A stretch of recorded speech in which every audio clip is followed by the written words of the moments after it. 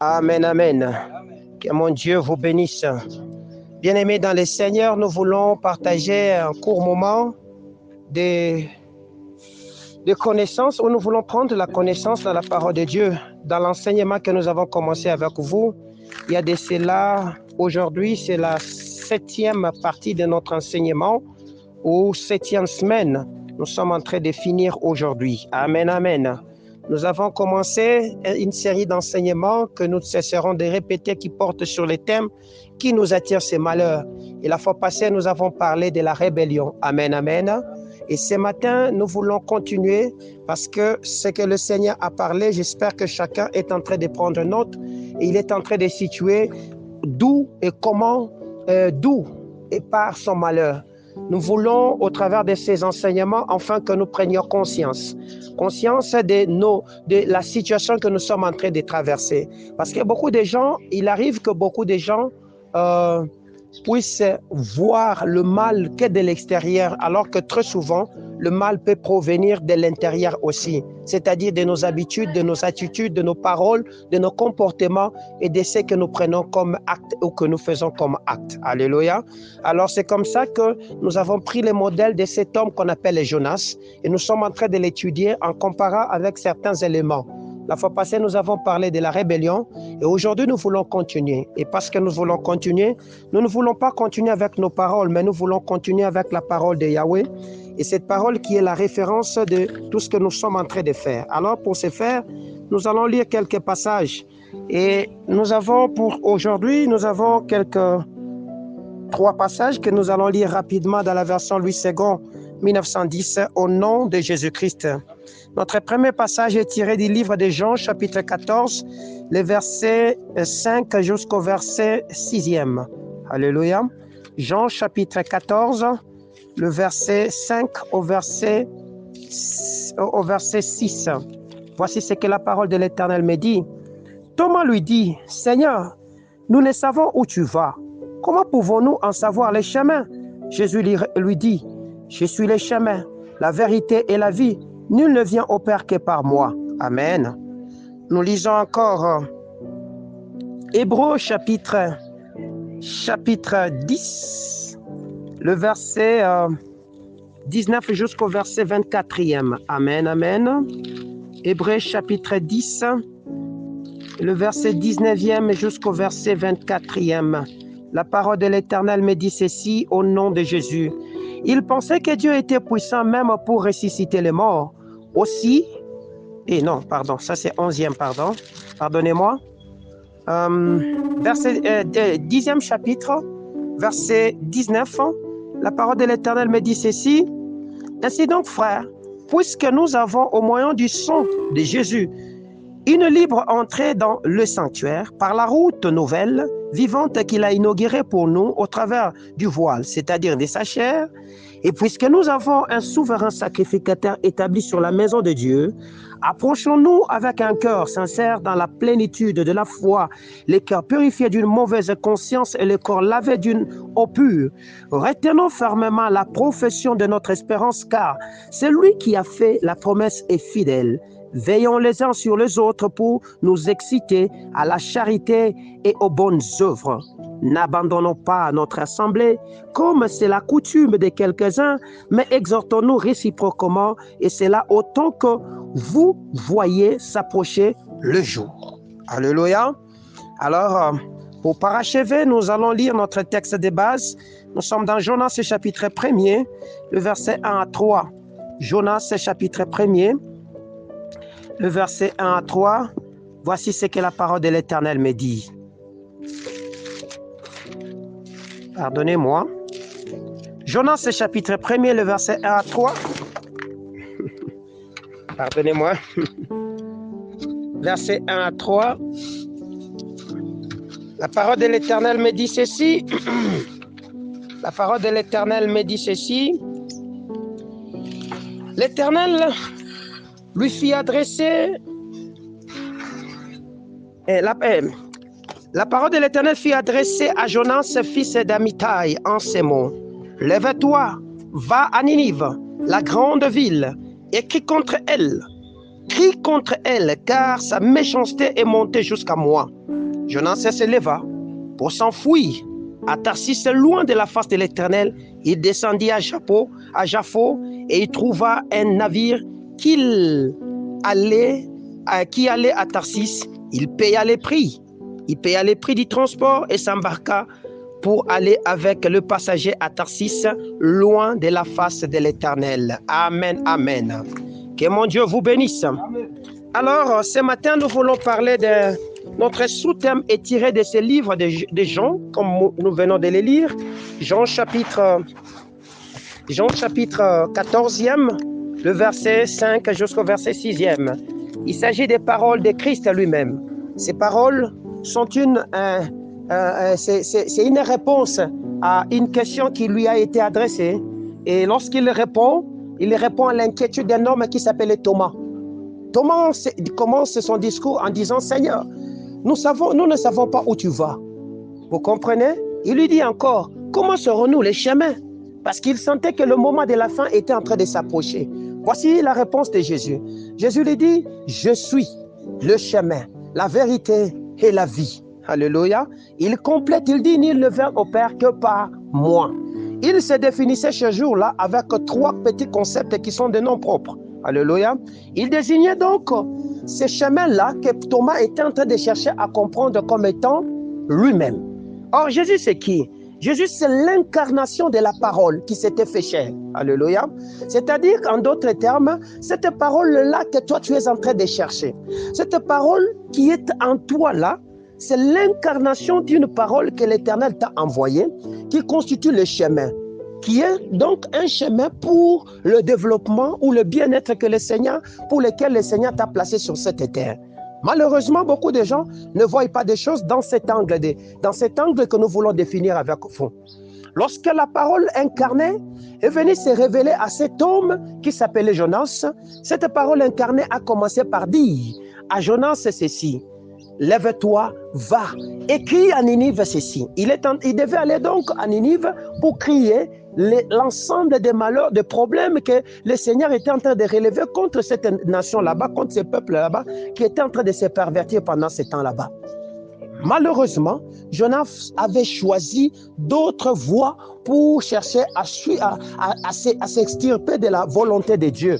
C'est comme ça que lorsque nous avons lu, vous avez compris qu'il a choisi un chemin qui n'était pas le chemin de Christ. Il est allé là qu'il devait aller et nous connaissons la suite des événements, c'est qu'un ensemble de malheurs a commencé à s'abattre. Alléluia. Nous ne pouvons pas nous engager sur un chemin aussi longtemps que nous n'avons pas la parole. Avant que je puisse m'engager sur n'importe quel chemin emprunté, je dois me convaincre de quelque chose en moi. Et ce qui me convainc là, c'est la parole.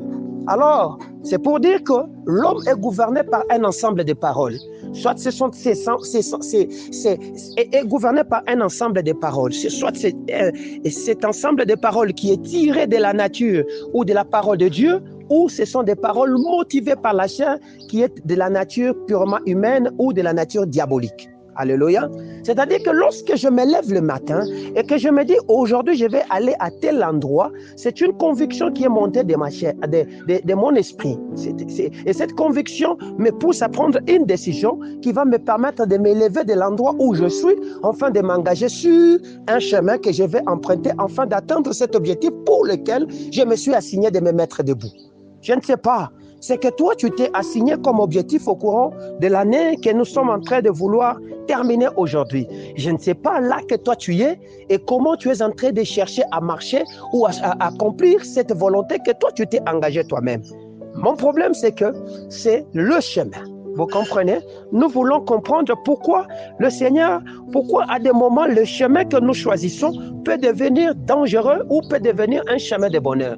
Voici la Bible dit, je mets devant toi la vie et la mort. Choisissez aujourd'hui. C'est-à-dire que nous avons nous n'avons que 2 chemins. Soit le premier chemin te conduit à la vie ou le second te conduit à la mort. Ça dépend de toi. Alors, chaque chemin que nous empruntons est l'issue d'un ensemble de choix que l'homme opère dans lui-même. Voilà pourquoi, lorsque Thomas commençait à se définir, à vouloir comprendre, il dit, parce qu'il avait déjà choisi Christ comme étant un modèle. Alors il ne savait pas là où partait cet homme. Et alors qu'il sentait que la mort est en train de s'approcher, c'est comme ça qu'il lui pose la question. Et la réponse de Jésus est cette réponse qui a marqué. Jésus a répondu en disant clairement, je suis le chemin. Lorsque cet homme qui a écrit Hébreu, il le définit très bien ce chemin là-bas. Il dit, voici que nous avons ce libre accès au trône de grâce par un homme qui a inauguré le chemin. Et cet homme qui a inauguré le chemin s'appelle le Christ. Il a inauguré au travers du voile. Le voile que lui-même considérait comme étant sa chair. Vous comprenez? Lorsque sa chair s'est déchirée, nous avons eu accès libre au trône de grâce. Cet homme-là, c'est le Christ. Alléluia. Le Christ, pour marcher avec Christ, tu as besoin de connaître sa parole. Or, le Christ, c'est quoi? Je l'ai dit que le Christ, c'est l'ensemble des paroles.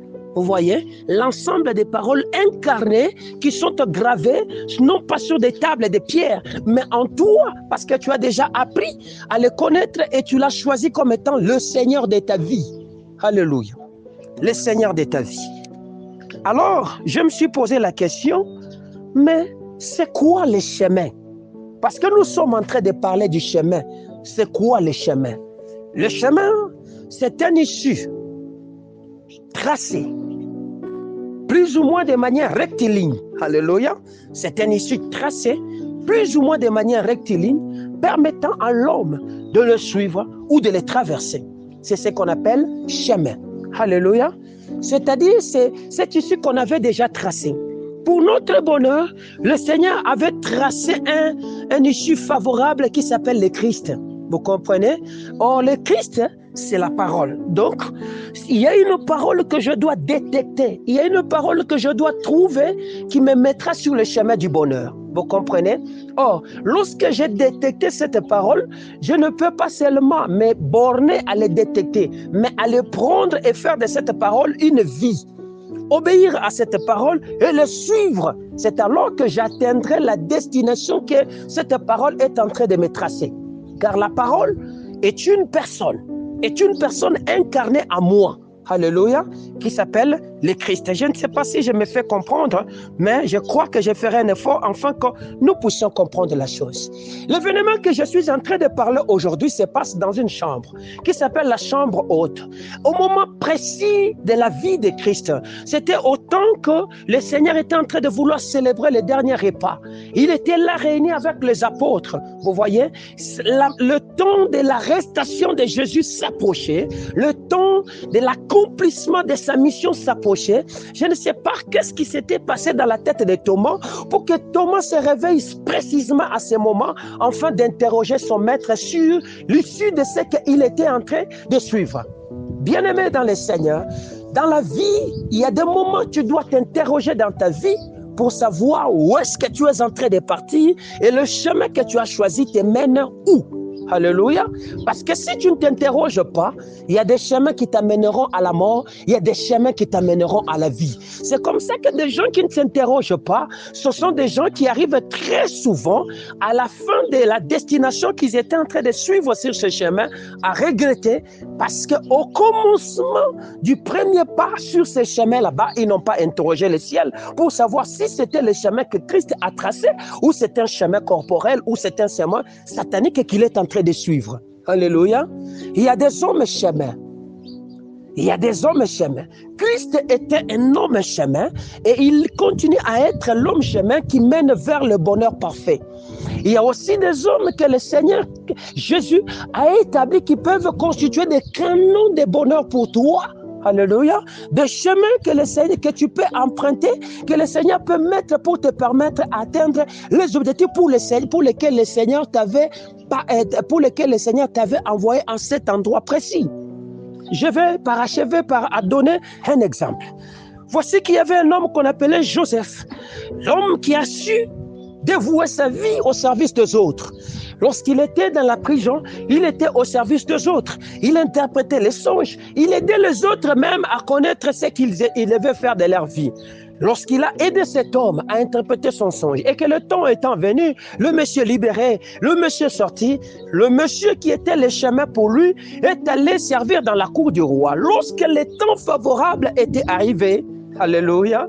Lorsque le temps du bonheur était arrivé, il s'est souvenu de celui pour qui le Seigneur est, celui-là qu'il avait aidé pendant qu'ils étaient tous dans le temps de malheur. Cet homme chemin a mis cet homme qui s'appelle Joseph sur le chemin de sa destinée, afin qu'il puisse traverser. Voilà pourquoi je dis qu'il y a des hommes chemins. Des hommes qui ont la nature de Christ. Mais vous allez connaître comment est-ce que ces hommes, ce sont des hommes chemins. Des hommes que le Seigneur a établis pour votre bonheur. Alléluia. Cet homme de Jonas était le chemin de la repentance, était le chemin du salut pour Ninive. Mais il refusait de faire ce travail. Voilà que Ninive était vouée à un danger permanent de destruction. Mais le Seigneur, étant émis de compassion, il devait mettre ces Jonas pour qu'il fasse ce travail. Il y a des gens qui sont en train de refuser actuellement d'accomplir leur mission et ils exposent les autres pour lesquels le Seigneur leur avait envoyé à des dangers permanents. Et il se pose la question de savoir, mais qui nous attire ce malheur? Le malheur, c'est ton nom de ta désobéissance à accomplir la mission pour laquelle le Seigneur t'a établi. Tu n'es qu'un pont par lequel le Seigneur veut que les autres puissent traverser afin qu'ils atteignent la destinée pour laquelle le Seigneur leur avait établi à suivre. Alléluia.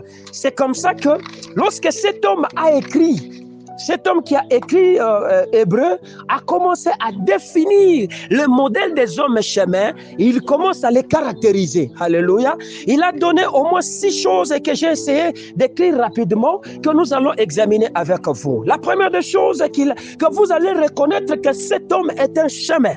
Alléluia. Comme Christ, il a été chemin et que cet homme a la nature de Christ en lui. Il dit, ce sont des hommes qui ont un cœur sincère. C'est-à-dire quoi? Ce sont des hommes qui ont un cœur sincère, des hommes qui ne cachent rien en eux. Alléluia. Qui s'ouvrent avec tout leur cœur pour vous donner ce qu'ils sont en train d'imaginer vers toi, ce qu'ils sont en train de penser de positif vers vous, ce qu'ils veulent faire pour vous. Vous comprenez? Il dit, je veux qu'on la lise, je veux qu'on lise cette histoire très bien, afin que vous puissiez le comprendre. Nous sommes dans Hébreu toujours, hein? Lisons Hébreu. Hébreu chapitre 10e, à partir du verset 20e, je crois.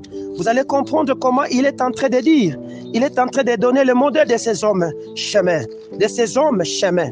Pas de mauvais chemins, mais de vrais chemins. Je parle d'abord des hommes chemins, en vrai sens. Avant d'atteindre des hommes mauvais, des mauvais chemins. Des hommes qui vont vous amener à la destruction, pas à la vie que le Seigneur avait établie pour vous. Alléluia. Alors ces hommes-là, vous allez les connaître par la disponibilité de leur, la disposition de leur cœur. Ils ont un cœur à faire du bien. Ils n'ont pas un cœur, ils ont un cœur sincère, un cœur ouvert. Or, le cœur, c'est quoi? Le cœur, lorsque nous l'étudions dans la pensée biblique, c'est ce qu'on appelle la pensée de manière générale. Alléluia. C'est l'âme. Or, l'âme, vous connaissez, c'est le siège des motivations, le siège de la pensée, le siège de l'intellect. C'est-à-dire, ce sont des gens qui sont motivés avec des pensées sincères, positives pour vous aider à booster, à vous faire avancer dans la destinée que le Seigneur avait accomplie ou avait préalablement établie pour vous. 22e verset du 10e chapitre de Hébreux, que nous dit la parole de l'Éternel? La parole de l'Éternel nous dit, approchons-nous avec un cœur sincère. Alléluia. C'est-à-dire, ce sont des gens qui t'amènent, qui te font, qui t'approchent du trône de grâce. Or, le trône de grâce, c'est quoi? C'est le trône de la faveur, le trône de la disponibilité, le trône de Dieu qui te permet d'atteindre les objectifs pour lesquels le Seigneur avait établi pour toi. Alléluia. Ces hommes, ça peut être ton pasteur, ça peut être ton frère, ça peut être aussi ton père, ça peut être aussi ta mère, ça peut être quelqu'un que le Seigneur avait disponibilisé en un temps favorable, en un temps T, grand T, que celui-ci donnera une parole vraie à cet homme afin d'éveiller sa conscience pour qu'il sache maintenant ce qu'il doit faire. Est-ce que je parle bien? Il dit, approchons-nous avec un cœur sincère dans la plénitude de la foi. C'est-à-dire, la deuxième caractéristique de ces hommes-là, ce sont des hommes remplis de foi. Ce sont des hommes remplis de foi. Ils sont dans la plénitude. Quand on parle de la plénitude, c'est-à-dire on est dans le trop plein. Vous comprenez? Ce sont des hommes de foi. Ce sont des hommes qui ne se décourageront pas. Ce sont des hommes qui ne viendront pas avec des langages de peur. Ce sont des gens qui ne viendront pas avec des langages de doute. Ce sont des hommes qui ne marcheront pas dans l'incrédulité. Mais ce sont des hommes qui sont motivés à croire. Or, la foi, c'est quoi? La foi est une ferme assurance des choses qu'on espère et une démonstration de celles qu'on ne voit pas. C'est-à-dire, c'est quelqu'un qui connaît une parole sincère sur toi. Alléluia. Et il est ferme à cette parole. Il sait que le Seigneur lui a dit que cet homme sera un grand. Maintenant, il se motive à te canaliser, à accomplir cette destinée là-bas. Chaque fois que tu es en train de faire ce qui est faux, lui te ramènera à faire le vrai. Chaque fois que tu veux échouer, il va te ramener à ce que tu saches que là que tu es en train de partir, tu es en train d'échouer. Reviens sur la vraie nature qui est la nature de Jésus. Avec lui, tu réussiras. Est-ce que je parle bien? Oui. Gloire à toi, Seigneur. Alors, la troisième nature de ces hommes, la troisième nature, il dit ceci, il dit, ils ont les cœurs purifiés d'une mauvaise conscience. Ils ont les cœurs purifiés d'une mauvaise conscience. Alléluia. C'est-à-dire quoi? Lorsqu'on parle de cette disponibilité, de cette disposition, lorsqu'on parle de la conscience, c'est-à-dire nous quittons le domaine de l'âme, leur esprit là-bas n'est pas corrompu. Vous comprenez? Ce sont des gens qui ne sont pas charnels parce que la conscience touche à ce qu'on appelle l'esprit. La conscience touche à l'esprit. C'est-à-dire dans leur esprit, ils ont un esprit qui est purifié d'une mauvaise conscience. Or, qu'est-ce qui peut purifier la personne? Qu'est-ce qui peut purifier la personne si ce n'est que le sang de Jésus? Voilà pourquoi cet homme qui écrivait hébreu, il a dit, il a inauguré cette voie par son sang au travers de du voile de sa chair. Alléluia, du voile de sa chair qu'il a inauguré cette voie. Quelle est cette voie? Cette voie qui nous donne le libre accès au trône. Au trône de quoi? Mais le trône de grâce. La grâce, c'est cette faveur que tu ne mérites pas de posséder ce que tu ne pouvais pas posséder. Tu es qualifié à une vie extraordinaire, oui, mais ce n'est pas par ta force ni par ton intelligence, mais c'est par grâce que tu vas posséder ces choses là-bas. Mais pour atteindre ces choses là-bas, il y a des canaux que le Seigneur disponibilise. Et ces canaux, ça peut être aussi un homme qui a une parole pur qui vient de la conscience lavée de Christ. C'est comme ça qu'il te mettra sur la voie de la vérité. Est-ce que je parle bien? Oui. Il a dit, ils ont un cœur purifié de la mauvaise conscience. Je veux qu'on lise quelque chose. Lisons. Matthieu chapitre 15, le verset 19 jusqu'au verset 18 jusqu'au verset 19e. Écoutez ce que la parole de Dieu me dit dans ma version au nom de Jésus-Christ. Matthieu chapitre 15. Que dit la parole du Seigneur? La parole du Seigneur me dit ceci. Au verset 18e, il dit, mais ce qui sort de la bouche vient du cœur, mais ce qui suit l'homme. Et c'est ce qui suit l'homme. Car c'est du cœur que viennent les mauvaises pensées, le meurtre, les adultères, les impudicités, les vols, le faux témoignage, les calomnies. Est-ce que je me fais comprendre? Ce qui suit l'homme vient du cœur. Donc, c'est quelqu'un qui n'est pas dans ces choses ici. Cet homme là-bas, que je parle de l'homme chemin. Il n'est pas dans ces choses. Toutes les fois que toi, tu viendras avec des idées impures, dans les choses de calomnie, c'est une personne qui te dira, je n'aime pas ces choses là-bas. Je n'aime pas m'essuyer. Pourquoi? Parce qu'il veut te communiquer une autre nature qui est différente de la nature que toi, tu es en train de chercher à développer, qui va s'opposer à la vérité de Dieu et qui va t'empêcher d'atteindre ce que le Seigneur avait préparé pour toi. Mais qui t'attire ce malheur? Le problème, c'est que tu t'es associé avec pas un homme chemin de vie, mais tu t'es associé avec un homme chemin de mort. Celui-là qui est disponibilisé à te dire que lorsque moi je vais avoir mon argent, je pense qu'un jour nous devons aller dans une boîte de nuit, essayer un peu d'explorer des choses pareilles. Celui-là qui est disponibilisé à te donner des conseils, à te détruire et non à te conseiller. Cet homme-là, il est ce qu'on appelle chemin de mort. Est-ce que je parle très bien? Il a parlé du cœur au moins 2 fois, cet homme. Cœur sincère, rempli de la foi, cœur pur, lavé de mauvaises consciences. Et il a aussi parlé de corps lavé. Il dit ceci au verset 22e toujours. Pardon, permettez-moi de revenir là-dessus. Il dit ceci au verset 22e. Et les corps lavaient d'une eau pure. Cette histoire ne concerne pas seulement ton esprit ni ton âme, mais aussi ton corps. Tu n'atteindras pas la qualification du bonheur que le Seigneur a permis, a préparé pour toi avec un corps sale. Alléluia. Avec un corps sale. Voilà pourquoi les paralytiques, le boiteux et tout cela qui était un peu genre n'entraient pas dans les temples. Voilà pourquoi dans l'ancien temps, pour entrer dans les temples, il y avait ce qu'on appelle la cuve des reins. Il y avait de l'eau, on lavait les pieds après pour symboliser que ceux qui doivent entrer doivent être purs. Tu veux entrer où? Mais c'est pas que tu veux entrer au bonheur. Tu cherches à te qualifier au bonheur, n'est-ce pas? Mais tu ne vas pas entrer dans ce bonheur-là avec un corps sale. Lavez-vous, purifiez-vous, cherchez à être propre. Alléluia. Je veux que nous puissions définir encore ces concepts.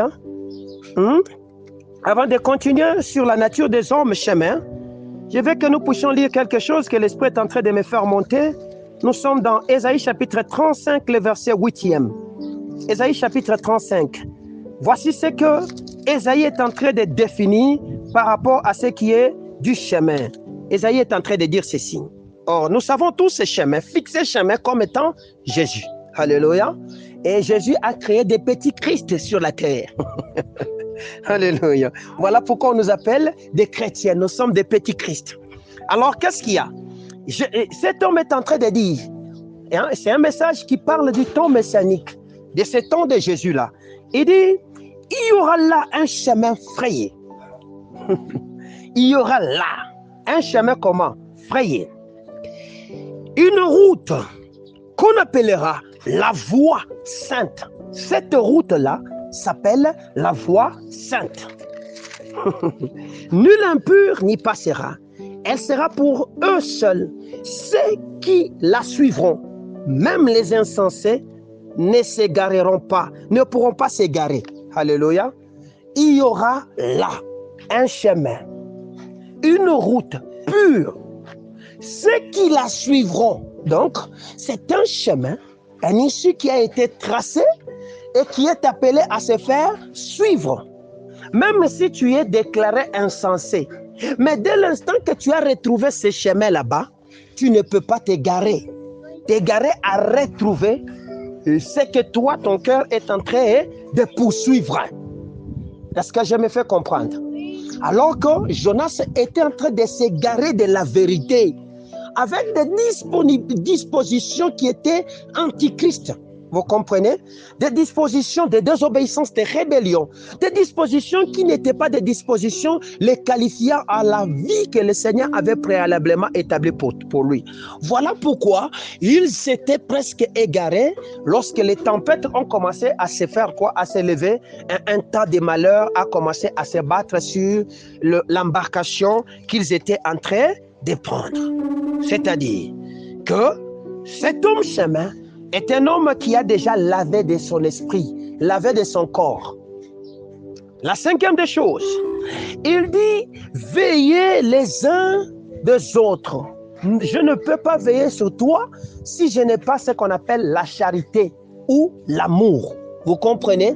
C'est-à-dire que cet homme qui est un chemin, c'est quelqu'un que le Seigneur a établi sur ta vie comme une sentinelle. Vous comprenez?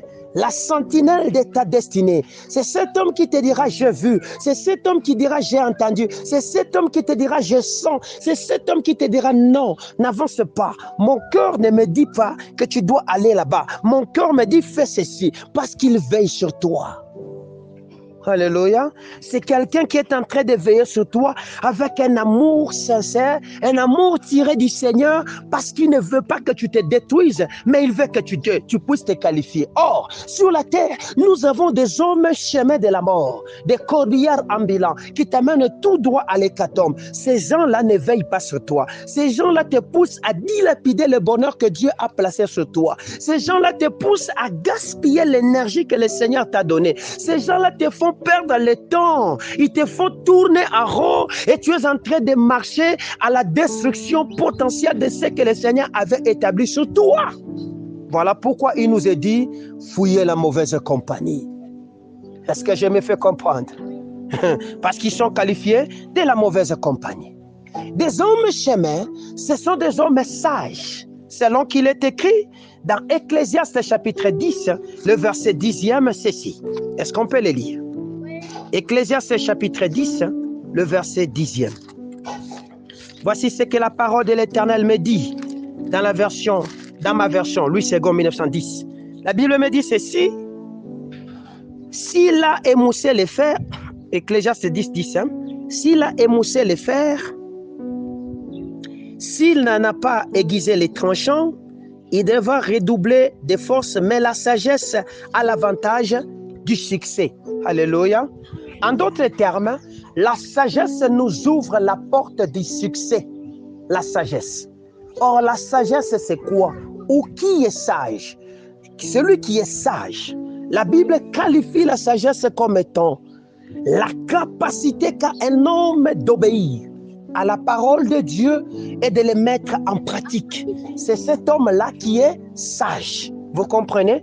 Donc, des hommes chemins, ce sont des hommes qui marchent et qui obéissent à la voix de Dieu et qui marchent selon la pensée de Dieu, qui ne font pas ce que leur chair est en train de les pousser à faire, mais qui font ce que l'esprit est en train de les conduire à faire. Voilà pourquoi, lorsque cet homme de Paul, qui était le chemin du salut pour Galate, était en train de marcher, d'arriver à Galate, il dit au peuple de Galate ceci: marchez selon l'esprit et vous n'accomplirez pas les désirs de la chair. Pourquoi? Parce que les désirs de la chair sont en contradiction avec ceux de l'esprit, afin que l'homme ne fasse pas ce qu'il veut. Est-ce que je parle très bien? Parce qu'il était le chemin. Il connaissait que s'il marchait selon l'esprit, il ne se perdrait pas. Vous comprenez? Parce qu'il était aussi sage. Parce qu'il il savait que s'il savait mettre cette parole-là en pratique, il réussirait. Voilà pourquoi lorsque Jacques commence à faire sa lettre, il écrit, il dit: ne vous bornez pas seulement à écouter, mais aussi apprenez à mettre en pratique ce que nous vous enseignons. C'est alors que vous réussirez. N'est-ce pas ça? Est-ce que je parle à quelqu'un? Est-ce que je parle bien à quelqu'un? Voilà pourquoi lorsque le Seigneur va savoir que cet homme de Josué a besoin de la sagesse, dans Josué chapitre 1er, il lui dit ceci. Il dit que ce livre de la loi ne s'éloigne point de ta bouche. Tu la méditeras nuit et jour. C'est alors que tu auras du succès. Vous voyez? Dans ce que tu entreprendras. Ce que la Bible n'a pas dit en ces temps là-bas, c'est que si cet homme de Josué mettait en pratique, il était qualifié devant l'Éternel comme étant sage. Comme un homme sage. Mais parce qu'il était déjà qualifié comme étant un homme sage, voilà pourquoi Ecclésiaste dit que le chemin de la sagesse, c'est le chemin du succès. Alléluia. Tu as besoin du succès. Il n'y a aucun homme sur la terre qui ne désire pas le succès. Tous nous désirons du succès dans ce que nous sommes en train d'entreprendre. N'est-ce pas cela? Mais tu auras ce succès lorsque tu apprendras à mettre en pratique ce qu'on te dit de la part de l'Esprit du Seigneur. Est-ce que je parle à quelqu'un? Et pour terminer, des hommes chemins, ce sont des hommes qui ont appris à faire de Dieu leur priorité. Alléluia. Ils ont appris à faire de Dieu leur priorité. Selon qu'il nous est écrit dans Deutéronome, tu aimeras ton Seigneur de tout ton cœur, de toute ton âme, de tout ton esprit. C'est-à-dire, en d'autres termes, ce sont des hommes qui ont appris à faire de leur travail, de tout ce qu'ils font, la priorité de tout. Avant de s'engager dans chaque chose, ils mettent d'abord Dieu. Avant de commencer n'importe quelle chose qu'ils doivent faire, ils mettent d'abord Dieu. Donc, nous, en tant que le modèle de Christ sur la terre, nous avons Christ devant nous. Alors, si nous voulons réussir, nous devons mettre Dieu devant. Voilà pourquoi. Lorsque cet homme de Moïse, comprenant, c'est vrai, qu'ils ont traversé la mer Rouge, oui. Comprenant que c'est d'accord, ils n'étaient plus sous la servitude du Pharaon, oui. Comprenant qu'ils étaient libres, oui. Mais lorsqu'il arrive dans le désert et qu'il regarde le désert, il fait cette prière. Il dit, Seigneur, c'est vrai que tu nous as sortis. Je suis d'accord. Mais Seigneur, si tu ne marches pas avec nous, nous ne quitterons pas ces lieux. Il avait compris que Dieu devait être la priorité, il devait être devant, afin qu'il puisse réussir dans ce désert là-bas. Écoutez la réponse du Seigneur. Il dit, je serai avec toi et je te donnerai mon repos. Est-ce qu'il avait demandé le repos? Non, il avait juste demandé la présence de Dieu, n'est-ce pas? Mais parce que lorsque Dieu vient devant toi, c'est que tu cherches là, tu vas le posséder. Le vrai repos n'est pas dans l'homme. Le vrai repos n'est pas dans ta force et dans ton énergie. Le vrai repos est dans Jésus. Alléluia. Le Canaan que tu cherches s'appelle Christ. Il n'y a plus un Canaan sur la terre comme une entité que nous poursuivrons. Non. Le Canaan que nous cherchons s'appelle Christ. Or, nous n'avons plus à chercher Christ. Dès l'instant qu'il est déjà venu et qu'il a déjà accompli sa mission, nous avons déjà notre Canaan. Ce que nous avons, c'est seulement de nous approcher de ces Canaan, de nous y asseoir et de faire ce que le Canaan, le gouverneur du Canaan nous dira de faire. C'est alors que nous réussirons dans ce que nous sommes en train de chercher à poursuivre. Est-ce que je parle bien? Que mon Dieu vous bénisse. Amen. Alors, disons-nous ou posons-nous la question. Posons-nous cette question. Est-ce que nous sommes en train de suivre vraiment le chemin que le Christ nous a donné?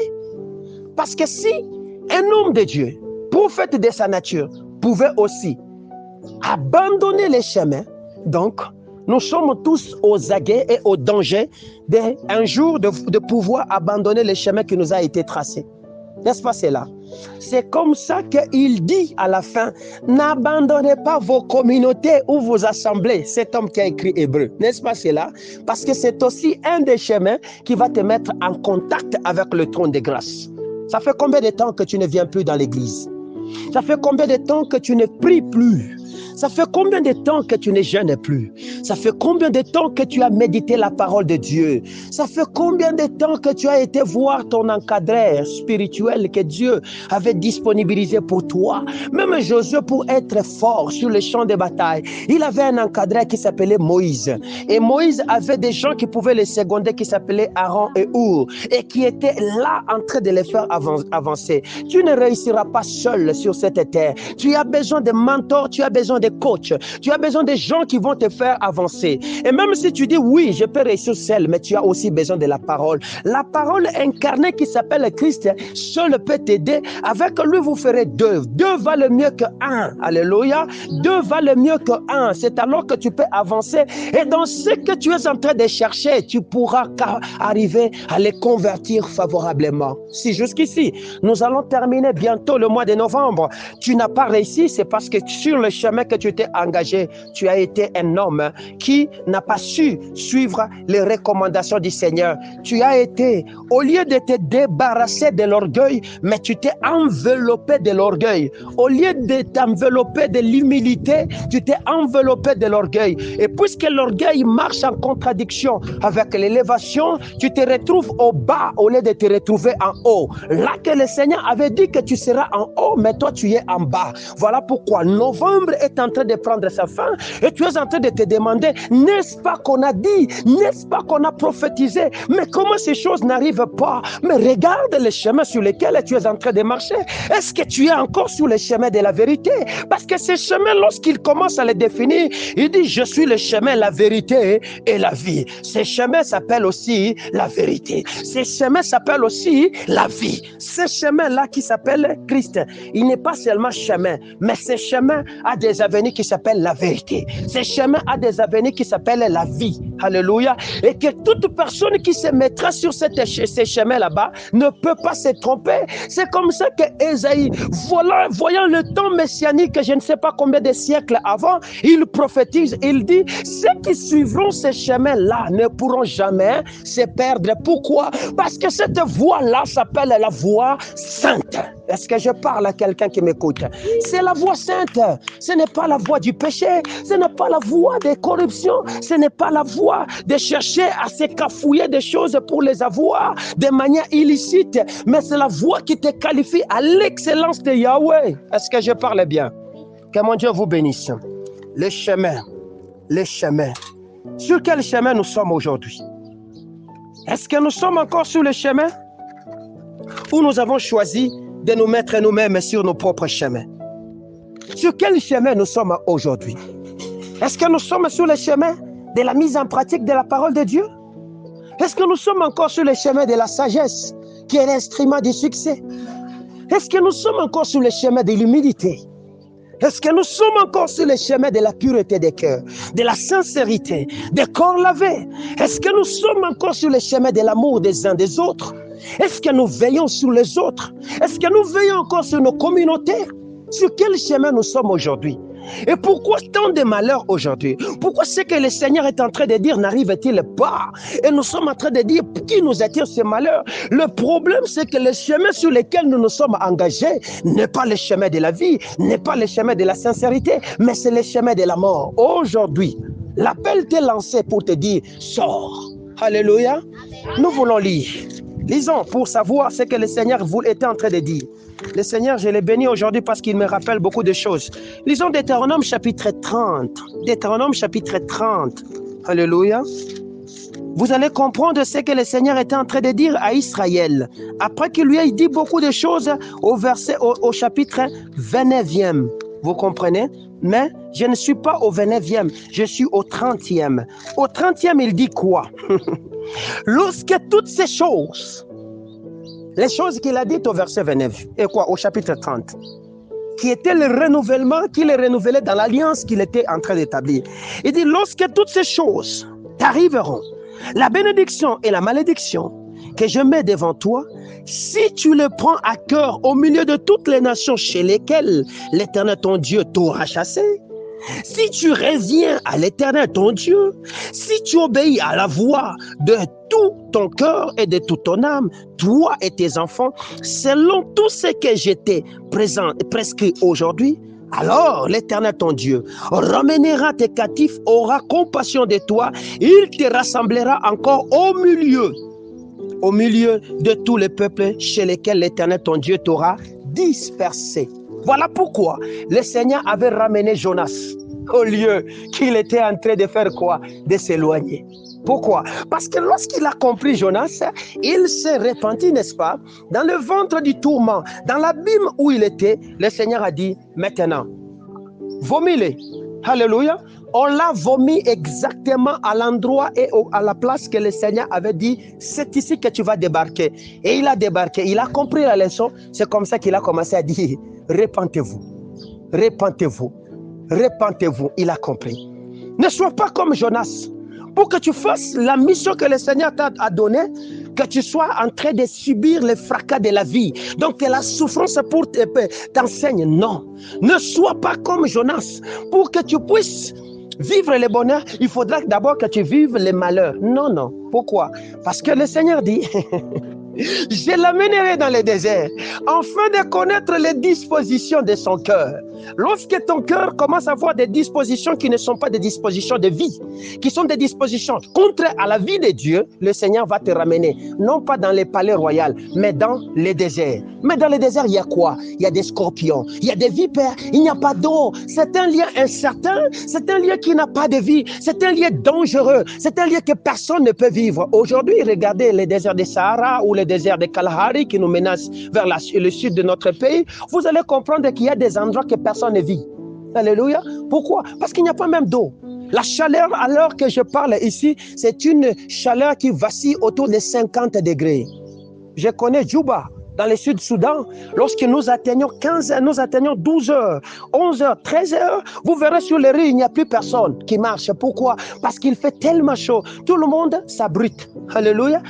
Alors que c'est le temps de la pause, où ça devait être des gens qui se motivent à faire des achats. À ce temps-là, personne ne tourne. Ils sont derrière des thés, ils sont derrière des cafés qu'ils sont en train de boire pour attendre que la chaleur fasse quoi? Baisse. Sous l'ombre, ça fait 45 degrés. Sous le soleil, vous êtes à 50 degrés. Vous imaginez Qu'est-ce que tu peux accepter de vivre dans un tel milieu? Non.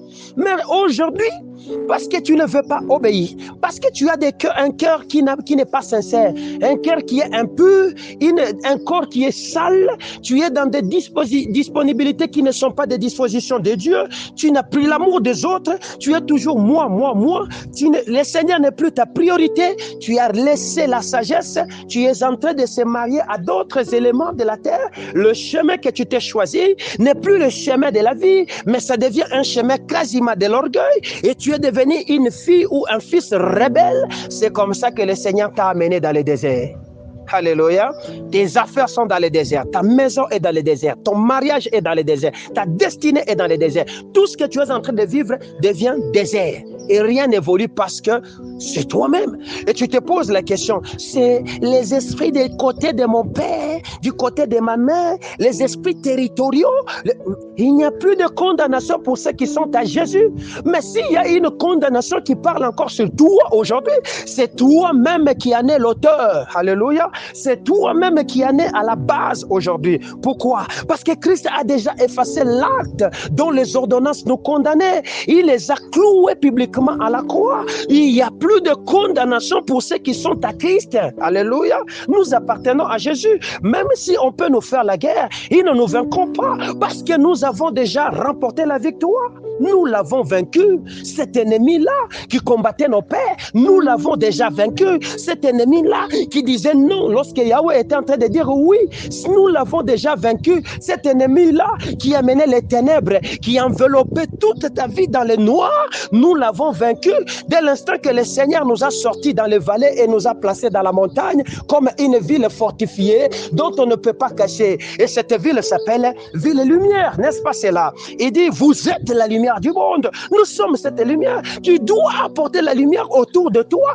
mais tu n'apportes pas la lumière. Pourquoi? Parce que les dispositions de ton cœur ne sont plus les dispositions de vie. Les dispositions de ton âme ne sont plus les dispositions de l'esprit. Ton esprit a été coupé du contact du ciel. Tu es devenu quasiment un homme animal. Ce que tu es en train d'imaginer aujourd'hui n'est pas différent des animaux. Ce que tu es en train de faire aujourd'hui n'est pas différent. Tu es là aujourd'hui dans l'église parce que tu es à la poursuite des gains, tu es à la poursuite de l'argent, tu es à la poursuite de tout ce qui est éphémère de ce monde. Oui, tu peux les avoir. Oui, tu peux les conquérir. Mais que feras-tu? Est-ce qu'on va t'amener avec ça dans le tombeau? Non. Vanité de vanité était en train de dire cet homme parce qu'il avait compris. Après avoir tout gagné sur la terre et qu'il sentait que son corps commençait à devenir fébrile et qu'il sentait qu'il était en train de le perdre, il a compris que ce n'est que vanité.